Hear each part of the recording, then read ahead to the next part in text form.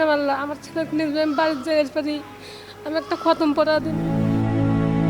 নাজমুল হাসানের বয়স ১৬ বছর। পাবনা থেকে এসেছে ডিএনসিসি কোভিড ডেডিকেটেড হাসপাতালে হামের চিকিৎসা নিতে। পাবনার কোনো হাসপাতালে চিকিৎসা না পেয়ে বাধ্য হয়ে ঢাকাতে আসতে হয়। ঢাকাতেও ৪টি হাসপাতাল ঘুরে সবশেষ এই হাসপাতালে এসেছে।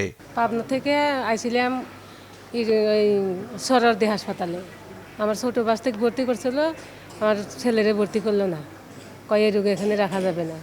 পরে আর হাসপাতালে গেলাম, সেখানেও রাখলো না। পরে ঢাকা হাসপাতালে গেলাম, সেখানেও রাখলো না। রাখার পরে আমার ছেলের গলা দিয়ে খালি রক্ত আসতো। তারপরে একজনই দিল, তখন জমন যায় আর বাচ্চা নেই, এখানে ঢুকার পরে এখানে ভর্তি করলো। ভর্তি করার পরে আল্লাহর রহমতে ভালো ট্রিটমেন্ট পাইছে।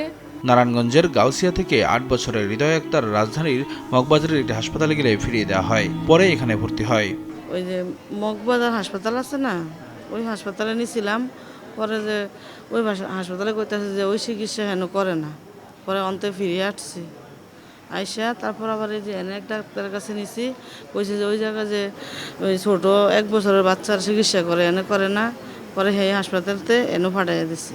হাম সংক্রমণ বৃদ্ধি পাওয়ায় সচেতনতার উপর গুরুত্ব আরোপ করেন চিকিৎসকরা। অনেকটা করোনাকালীন সময়ের মতো আমাদের বারবার হাত ধোয়া এবং হ্যান্ড স্যানিটাইজার ব্যবহার করা, ব্যক্তিগত পরিষ্কার পরিচ্ছন্নতা মেনটেন করা এবং ভিড় এড়িয়ে চলা, এই ব্যাপারগুলো যদি আমরা মেনে চলতে পারি তাহলে কিন্তু এই আক্রান্তের হারটা অনেক কমে আসবে যদি আমরা সচেতন হই।